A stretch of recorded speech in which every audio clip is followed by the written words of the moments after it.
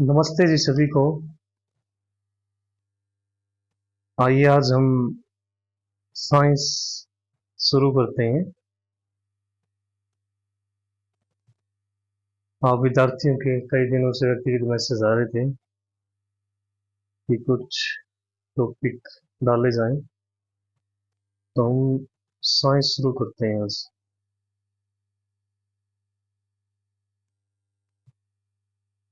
तो जैसे साइंस, जो साइंस है उसका मतलब क्या होता है? देखो, साइंस हिंदी में बोलते हैं विज्ञान। जो विज्ञान है,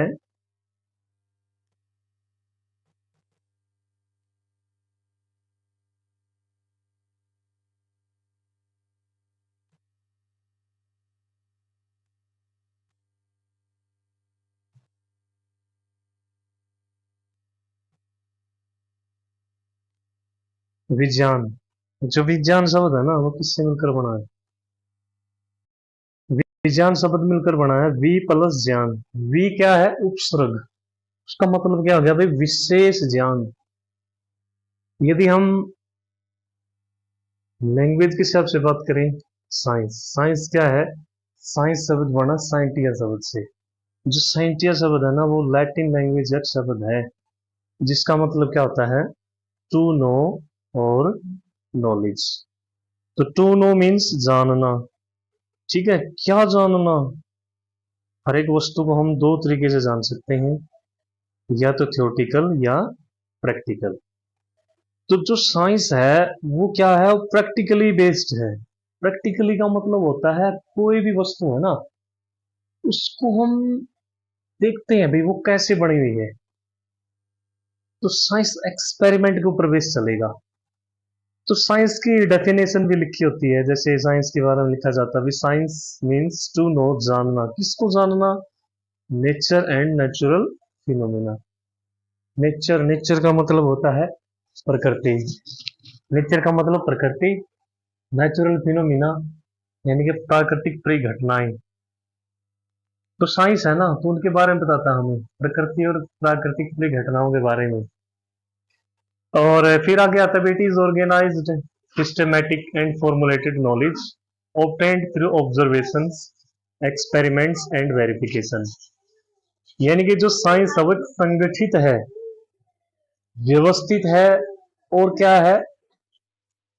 फॉर्मुलेटेड यानी कि सूत्रों पर आधारित है, जिसको हम ऑब्जर्वेशंस, एक्सपेरिमेंट, ये सब बोलते हैं। फिर आगे आता है ब्रांचेज ऑफ साइंस।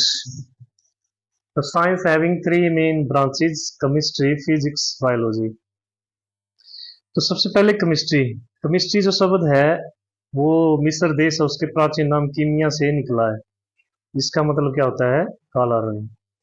और जो फिर है लेवाशिये। लेवाशिये को हम क्या मानते हैं? आधुनिक जनक मानते हैं। इसका ब्रांचेज क्या क्या? ऑर्गेनिक केमिस्ट्री है, इनऑर्गेनिक है, फिजिकल है, एनालिटिकल है, स्पेक्ट्रोस्कोपिक है। उसके बाद आता है फिजिक्स।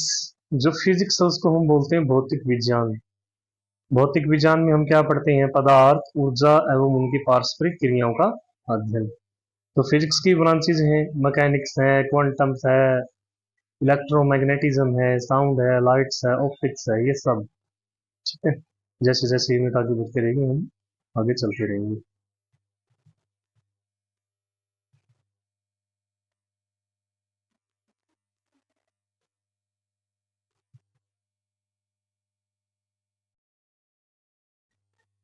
आगे है बायोलॉजी। जो बायोलॉजी है उसमें क्या पढ़ते हैं? बायो, बायो मीन्स लाइफ, लोगस शब्द से बना डिस्कोरस यानी कि अध्ययन। तो जो बायोलॉजी है वो क्या करती है? जितने भी जीवित पदार्थ हैं उनके उद्भव, विकास और जितनी भी जैविक क्रियाएं हैं उनका ऑब्जर्वेशन यानी कि प्रयोगात्मक जो अध्ययन है वो कराती है। जो बायोलॉजी शब्द है वो सबसे पहले 1802 में लेमार्क और ट्रेविनेस वैज्ञानिकों ने दिया था। अरस्तु है जो उसको जीव विज्ञान का पिता कहा जाता है। उसके बाद आता है बायोलॉजी। बायोलॉजी उसकी दो ब्रांचेज हैं, बॉटनी एंड जूलॉजी। बॉटनी जो शब्द है वो बना हुआ बास्किन से। बास्किन का मतलब होता है चरना, यानी कि वनस्पति विज्ञान। उसके बाद आता है जूलॉजी। जूलॉजी में क्या आएगा? जो जनक है वो है अरस्तु। जो बोटनी है उसका जनक माना जाता है थियोफ्रास्ट। उसके बाद है फादर ऑफ मेडिसिन हिप्पोक्रेट्स। फिर बात आती है रसायन विज्ञान। तो हम रसायन विज्ञान के बारे में पढ़ेंगे मेनली। जो रसायन विज्ञान है वो पदार्थ की प्रकृति, संरचना, गुण और उनमें होने वाले परिवर्तनों का अध्ययन कराता है। पदार्थ पदार्थ क्या है? पदार्थ के बारे में हम जानते हैं कि कोई भी वस्तु जिसका क्या है, द्रव्यमान है, जो स्थान घेरती है और जिसमें आयतन होता है, वो क्या है? पदार्थ है। फिर पदार्थ को हम दो भागों में बांटते हैं, भौतिक वर्गीकरण, रासायनिक वर्गीकरण। जो भौतिक है, भौतिक का मतलब होता है फिजिकल। फिजिकल में हम क्या बात करते हैं? उसका रूप, रंग, आकार। तो जो भौतिक वर्गीकरण, उसमें हम पदार्थ को मूल तीन अवस्थाएं होती हैं, ठोस, द्रव, गैस। छोटी कक्षाओं में पढ़ा हमने, प्लाज्मा है, बोस आइंस्टीन कंडेंसेशन है। रासायनिक वर्गीकरण में हम बांटते हैं, शुद्ध पदार्थ है, फ्रिक्शन मिश्रण है। शुद्ध पदार्थ आगे बांटते हैं हम तत्व में, यौगिक में। जो तत्व है, एलिमेंट, एलिमेंट किससे मिलकर बनता है? Only one type of atoms, वो हमने पढ़ा है। और जो एटम है वो किससे मिलकर बनते हैं? पार्टिकल यानी के कणों से। फिर आता है यौगिक। जो यौगिक है वो कार्बनिक यौगिक भी हो सकता है, वो यानी कि जिसमें कार्बन हो, ऑर्गेनिक एंड इनऑर्गेनिक हम करते हैं। उसके बाद आता है 10th क्लास से शुरू करेंगे हम। 10th क्लास की फर्स्ट यूनिट अपनी रासायनिक अभिक्रियाएं एवं समीकरण। तो रासायनिक अभिक्रिया यानी कि chemical reaction and equation. Chemical reaction, reaction का मतलब होता है अभिक्रिया। कौन सी अभिक्रिया कैसे घटित होती है, कैसे बनती है, वो हम इसमें जानेंगे। जैसे इन अवर डेली लाइफ, हमारे दैनिक जीवन में बहुत सारी परिस्थितियां होती हैं, डेली लाइफ में आसपास घटित होती रहती हैं। आपने देखा भी होगा, जैसे गर्मियों में हम कमरे के तापमान पर यदि दूध को कुछ खुला छोड़ देते हैं तो क्या होगा? लोहे की जो बनी वस्तुएं हैं, जब आर्द्र वायुमंडल में खुली छोड़ दी जाती हैं तो कुछ समय के बाद उनमें जंग लग जाता है, अंगूर का किण्वन हो जाता है। किण्वन मीन्स फर्मेंटेशन हो जाता है। जो भोजन है वो पकाया जाता है। कच्चा भोजन होता है वो कैसा होता है? पकने के बाद कैसा हो जाता है? हमारी बॉडी है जो, वो भोजन है उसको क्या कर लेती है? डाइजेस्ट कर लेती है, हम सांस लेते हैं। ये सभी क्या है? रासायनिक अभिक्रियाओं के प्रकार हैं। इन रासायनिक अभिक्रियाओं के बारे में भी हम इस लेसन में पढ़ेंगे। तो सबसे पहले आता है जो साइंस है यानी कि विज्ञान, उसमें दो तरह के चेंजेस होते हैं। मेनली फिजिकल चेंज होता है, केमिकल चेंज। जो फिजिकल चेंज है उसमें क्या होता है? किसी भी पदार्थ का रूप, रंग, आकृति है जो वो बदल जाती है। जो फिजिकल चेंजेस है उसमें कोई भी नया मैटर ऑफ फॉर्मेशन नहीं होता। जो केमिकल चेंजेस है उसमें क्या होंगे? नया जो फॉर्मेशन है वो घटित होता है। और फिर आता है कोई भी केमिकल चेंजेस होता है तो हम कह सकते हैं कि रासायनिक अभिक्रिया हुई है। एक रासायनिक अभिक्रिया हुई है। एक रासायनिक अभिक्रिया का जो कोई भी यदि केमिकल चेंजेस होता है किसी भी वस्तु में, जैसे अभी हमने पीछे पढ़ा है, वे गर्मियों के कमरे के तापमान पर दूध है जो उसको खुला छोड़ देते हैं, तो खुला छोड़ने से क्या होगा? कुछ समय के बाद वो खराब हो जाता है। और जो लोहे की बनी वस्तुएं हैं, यदि हम उनको मॉइस्चराइजेशन एटमॉस्फेयर में रखेंगे तो कुछ समय के बाद उनको भी क्या हो जाता है? जंग लग जाता है। तो यानी कि कोई मूल पदार्थ यदि अपनी अवस्था को केमिकल चेंजेस से परिवर्तित कर लेता है तो हम क्या कहेंगे कि रासायनिक अभिक्रिया हुई है। आइए अब हम जानते हैं भी रासायनिक अभिक्रिया उसका वास्तविक अर्थ क्या है। उसके वास्तविक अर्थ को समझने के लिए हम एक एक्सपेरिमेंट करते हैं। तो एक्सपेरिमेंट में हमने क्या लिया है? एक एक स्टैंड ले लिया हमने, ठीक है। एक बंसन बर्नर है जो फ्लेम के लिए ले लिया, और एक लिया हमने वॉच गिलास। और फिर इसके लिए क्या किया हमने? हमने ले ली मैग्नीशियम रिबन। मैग्नीशियम रिबन हमने देखा है, छोटी कक्षा में पढ़ा हमने, लैब में रखे होते हैं मैग्नीशियम रिबन। जो मैग्नीशियम रिबन है उसको हम क्या करेंगे? रेगमाल से साफ करेंगे। रिगमाल से साफ करके बंसन बर्नर के पास यदि हम मैग्नीशियम रिबन को बर्न करेंगे, जलाएंगे यदि हम, तो जलाने से क्या होता है, जो मैग्नीशियम है वो वायुमंडल में उपस्थित जो ऑक्सीजन गैस है उससे क्या कर लेता है, वो अभिक्रिया कर लेता है। और अभिक्रिया करके क्या बनाएगा, वो बनाएगा मैग्नीशियम ऑक्साइड। क्या बना लेता हूँ, मैग्नीशियम ऑक्साइड। जो मैग्नीशियम ऑक्साइड है उसकी जो राख है उसको हम कहाँ रखेंगे, वॉच गिलास के ऊपर कलेक्ट कर लेते हैं। तो जो ये एक्सपेरिमेंट हो इसमें हमने ऑब्जर्वेशन ये किया कि एक चमकदार लोह के साथ क्या होगा, मैग्नीशियम रिबन है उसका दहन होता है और वो क्या हो जाता है, श्वेत व्हाइट जो चूर्ण उसमें परिवर्तित हो जाता है। जो व्हाइट पाउडर है वो क्या है, मैग्नीशियम ऑक्साइड का पाउडर है। तो जो मैग्नीशियम है वो क्या करता है, वायु में उपस्थित ऑक्सीजन और मैग्नीशियम के बीच होने वाली जो अभिक्रियाएं हैं उनके परिणाम से वो बनता है। उसके बाद आता है सेकंड एक्सपेरिमेंट में क्या है, कोई भी हमने कोनिकल फ्लास्क ली, कोनिकल फ्लास्क ले ली हमने, मान लिया उस कोनिकल फ्लास्क में देखो क्या क्या करते हैं हम। ये कोनिकल फ्लास्क है, उस कोनिकल फ्लास्क में हमने ले लिया डाइल्यूट सल्फ्यूरिक एसिड। डाइल्यूट का मतलब होता है तनु, तनु का मतलब होता है, मान लिया कोई भी दो लिक्विड लिए हमने जैसे वाटर या सल्फ्यूरिक एसिड, तो जिस सोल्यूशन में वाटर की जो प्रेजेंस है वो ज्यादा हो उसको हम बोलते हैं डाइल्यूट। तो डाइल्यूट सल्फ्यूरिक एसिड लिया और फिर उसमें क्या कर दिया हमने, जिंक, जिंक ले लिया, दानेदार जिंक लिया, उसमें आपस में मिलाया और ऊपर से इसको क्या कर दिया, कोरक से बंद कर दिया। बीच में हमने क्या लगा दी, कांच की जो नल है वो लगाई।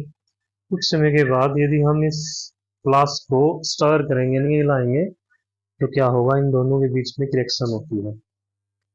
उस रिएक्शन से हम कंक्लूड निकालेंगे कि इन दोनों के बीच में क्या हुई है, रासायनिक अभिक्रिया हुई है।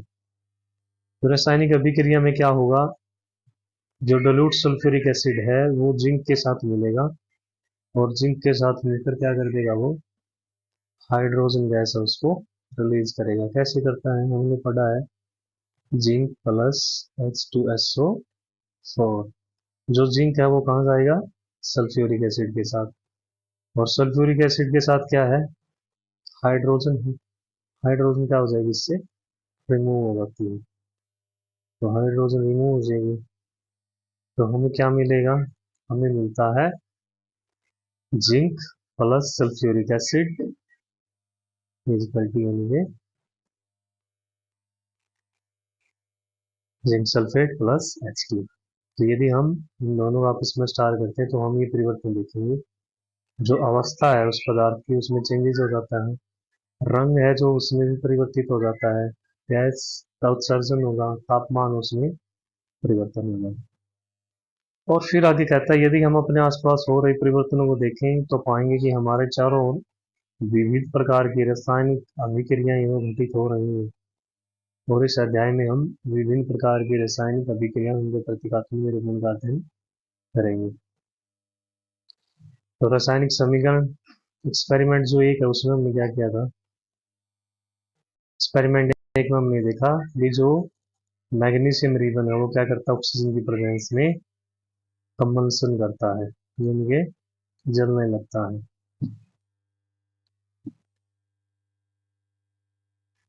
तो वो जलने लगता है और जलने से क्या हो जाता है, वो मैग्नीशियम ऑक्साइड में चेंज हो जाता है।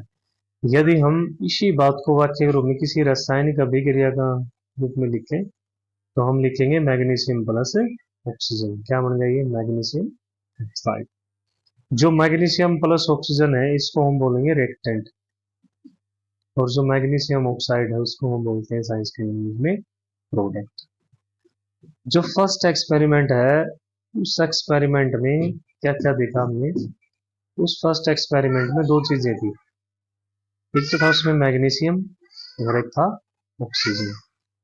जो उसमें मैग्नीशियम और ऑक्सीजन दो ऐसे पदार्थ हैं जिनमें क्या होता है, केमिकल चेंजेस होता है, केमिकल चेंजेस होता है, और केमिकल चेंजेस होता है तो इसका मतलब इसको हम क्या कहेंगे, रिएक्टेंट कहते हैं। और फिर इस रिएक्शन में एक नया जो मटेरियल पदार्थ है वो भी बनता है, जिसे हम क्या कहेंगे, प्रोडक्ट कहते हैं। और फिर जो एक निशान है एरो का इसमें, वो एरो का निशान क्या करता है, वो प्रोडक्ट की ओर होता है, जो अभिक्रिया की होने की दिशा को दर्शाएगा। उसके बाद आता है केमिकल इक्वेशन, कैसे लिखते हैं। तो केमिकल इक्वेशन लिखने के लिए हम शब्दों की जगह क्या करेंगे, केमिकल फॉर्मूला जो उसका उपयोग करते हैं, केमिकल फॉर्मूला जो उसका उपयोग करेंगे, केमिकल फॉर्मूला जो उसका उपयोग करके हम क्या करते हैं, कोई भी रासायनिक समीकरण उसको हम संक्षिप्त और उपयोगी बना सकते हैं। तो यदि हम ऑक्सीजन और मैग्नीशियम सूत्रों का यदि स्मरण कर लें हम, तो हमें एक नया फॉर्मूला मिलेगा। क्या मिलेगा, मैग्नीशियम प्लस ऑक्सीजन। क्या बनाएगा ये, मैग्नीशियम ऑक्साइड बनाएगा, मैग्नीशियम ऑक्साइड बनाएगा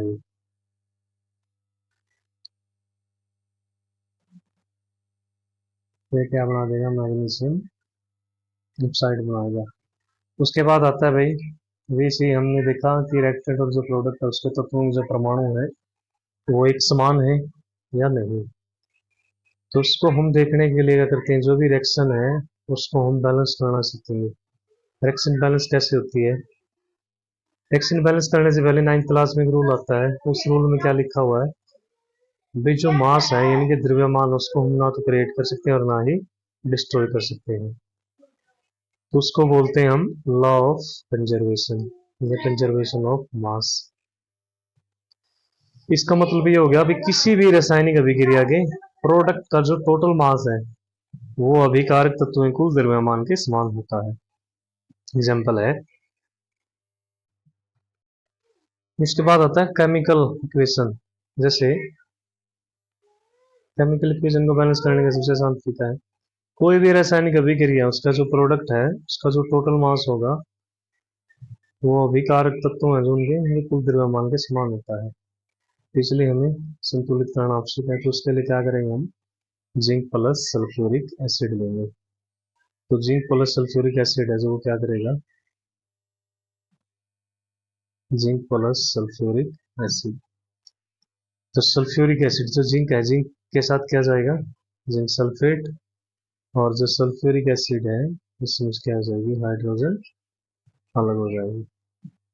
तो इस एक्सपेरिमेंट को प्रूव करने के लिए हम क्या करते हैं, एक लाइन बनाएंगे नैरो की, इसमें लिखेंगे एलिमेंट ऑफ रिएक्टेंट, इसमें लिखेंगे प्रोडक्ट के लिए। तो जो जिंक है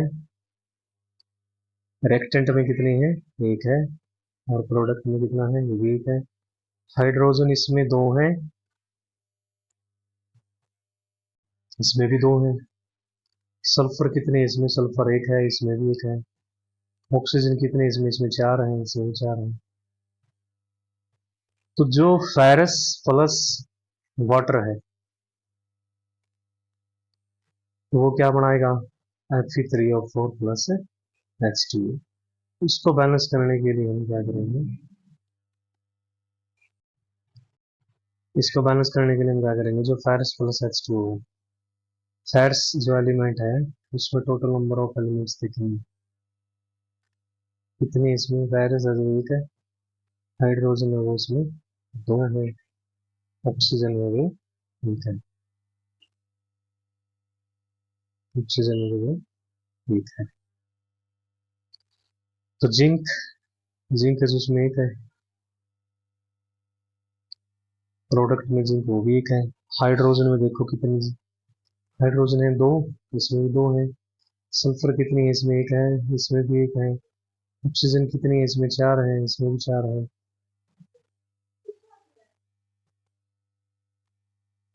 इसमें पैर, इसमें तीन है, इसमें आठ है, इसमें चार है। ठीक है, तो यानी कि इसको बैलेंस करने के लिए क्या करेंगे हम, 3Fe+4H2O, Fe3O4 प्लस 4H2O। आगे बढ़ते हैं।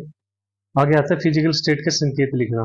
फिजिकल स्टेट के संकेत कैसे लिख सकते हैं हम, जितने भी रिएक्टेंट और प्रोडक्ट हैं वो क्या करेंगे, सभी रासायनिक जो अभिक्रिया है उनकी हम भौतिक अवस्थाओं को भी लिख सकते हैं। भौतिक अवस्था यानी कि जैसे कौन सी स्टेट में हो, लिक्विड में है, गैस में है, सॉलिड में है। तो जो लिक्विड है उसके लिए हम स्मॉल एल का उपयोग करते हैं, गैस के लिए जी का उपयोग करेंगे, एस है जो सॉलिड, उसके लिए एस का उपयोग करेंगे। तो अब जो बैलेंस्ड इक्वेशन बनेगी अपनी वो क्या बनेगी, 3Fe plus 4H2O liquid, arrow, arrow क्या दिखाता है, एरो का मतलब होता है भाई रिएक्शन वो फॉरवर्ड है, यानी कि प्रोडक्ट की ओर हो रही है रिएक्शन, इसका मतलब ये होता है। तो हमें प्रोडक्ट मिलेगा Fe3O4 प्लस 4H2, ये प्रोडक्ट मिलेगा हमें, ये मिलेगा Fe3O4 प्लस 4H2O।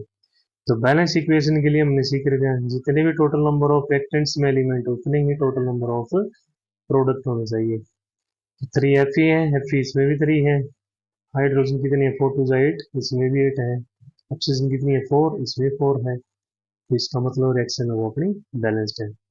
कई बार क्या होता है अभिक्रियाओं की जो परिस्थितियां हैं, जैसे टेम्परेचर है, प्रेशर है, कैटालिसिस है आदि, उनको भी हम एरो के साइन के अप और डाउन में दिखा सकते हैं। जैसे एग्जांपल लिखा है इसमें कि CO plus 2H2, CO means carbon monoxide plus 2H2 hydrogen gas. यदि हम 340 एटमोस्फियर के ऊपर इसको गर्म करेंगे तो मिलेगा CH3OH, CH3OH यानी कि मिथेनॉल। उसके बाद है 6CO2 प्लस 6H2 लिक्विड, जिसको हम फोटोसिंथेसिस प्रोसेस बोलते हैं। फोटोसिंथेसिस प्रोसेस, फोटोसिंथेसिस प्रोसेस में क्या होता है 6CO2 प्लस 6H2, सनलाइट की प्रेजेंस में क्लोरोफिल की सहायता से तो क्या मिलेगा हमें, ग्लूकोज मिलेगा। ग्लूकोज का फॉर्मूला क्या होता है C6H12O6 प्लस 6O2 प्लस। ठीक है, तो ये था बैलेंस्ड इक्वेशन के बारे में। उसके बाद आता है टाइप्स ऑफ रिएक्शन।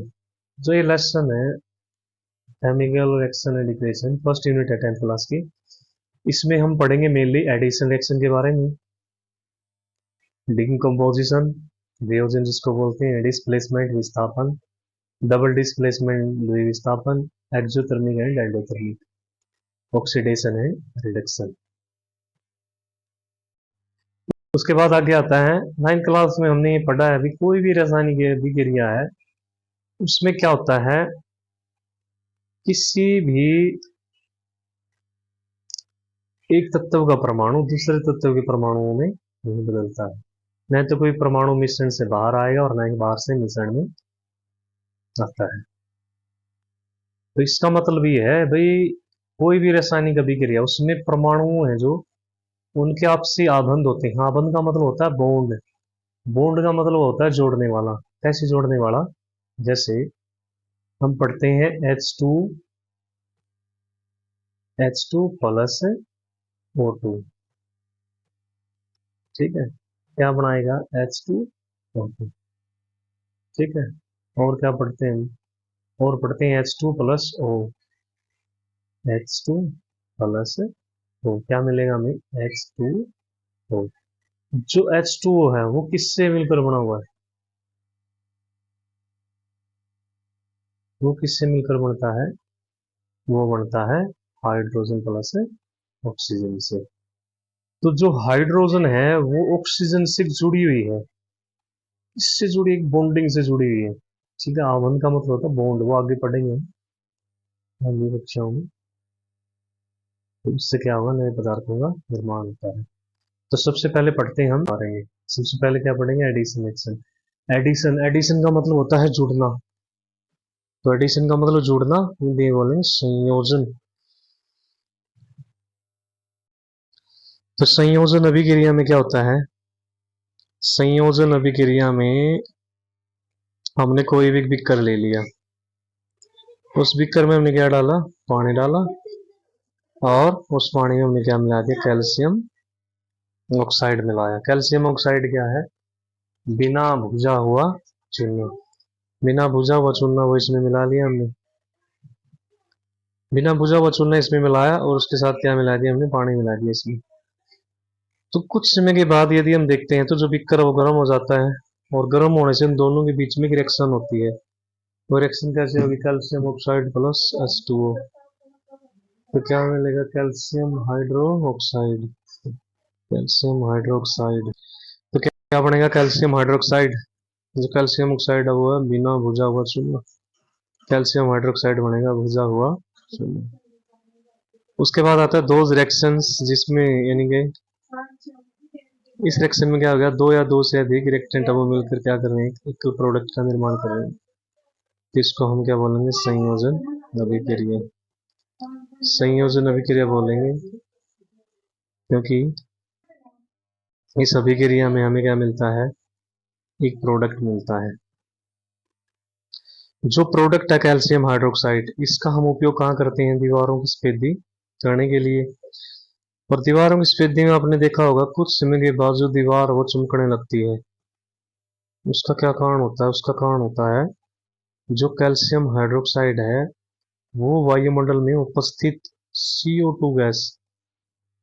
वायुमंडल में वैसे बहुत सारी गैसें होती हैं, तो वायुमंडल में जो CO2 गैस है उस CO2 गैस से क्या करता है, ये रिएक्शन करता है।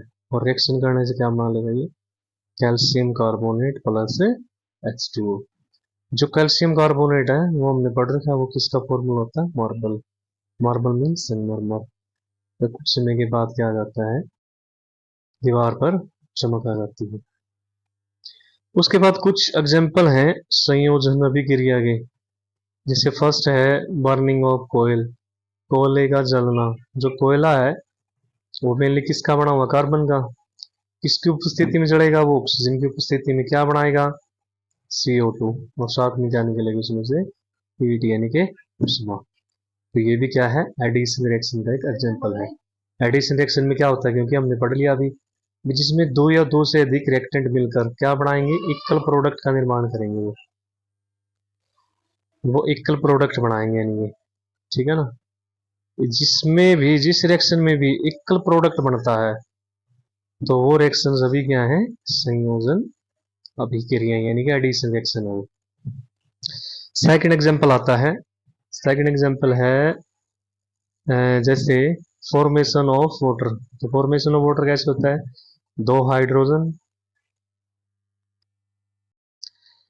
हाइड्रोजन और एक ऑक्सीजन आपस में मिलकर क्या बनाएंगे, वाटर बनाएंगे। तो ये सभी क्या है, एग्जांपल है एडिशन रिएक्शन के।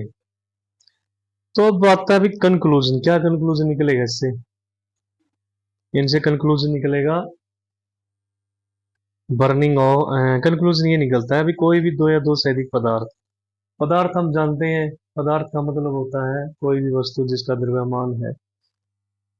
द्रव्यमान है जिसमें हम महसूस कर सकते हैं, वो पदार्थ किससे मिलकर बनता है, तत्व या यौगिक से। तो यदि कोई भी दो या दो से अधिक पदार्थ आपस में मिले और मिलने से क्या करें, वो एक एकल प्रोडक्ट का निर्माण करें, एकल प्रोडक्ट का निर्माण करें,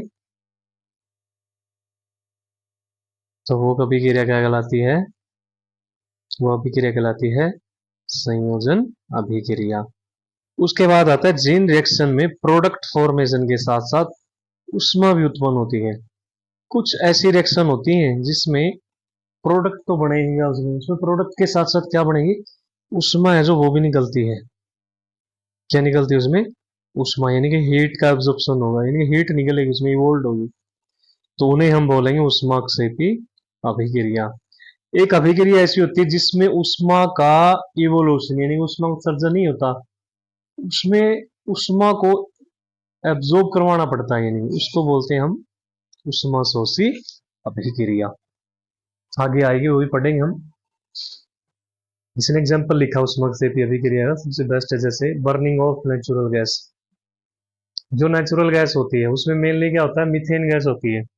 वो मीथेन गैस क्या करेगी, ऑक्सीजन से मिलकर क्या बना देगी, CO2 प्लस 2H2O प्लस ऊर्जा, ठीक है। उसके बाद जितने भी साग सब्जियां हैं वो डिकम्पोज होकर क्या करती हैं, कंपोस्ट खाद बनाती हैं, जिसको हम देसी खाद भी बोलते हैं। तो उसमें भी क्या निकलता है, उष्मा निकलती है। ये सभी क्या है, उष्माक्षेपी अभिक्रियाओं के एग्जाम्पल है। लास्ट टॉपिक बचता आज अपना, do you know respiration is exothermic reaction. क्या आप जानते हैं भी जो हम श्वसन करते हैं, श्वसन का मतलब सांस लेना, जो सांस लेने की क्रिया है वो भी क्या एक एक्सोथर्मिक रिएक्शन है। तो एक्सोथर्मिक का मतलब क्या बताया मैंने, एक्सोथर्मी का मतलब मैंने ये बताया आपको भाई, वो रिएक्शन जिसमें क्या हो, हीट इवोल्ड हो, इवोल्ड का मतलब निकलना, यानी कि जिसमें ऊष्मा निकलती है। तो आइए इसको समझते हैं हम कैसे होता है।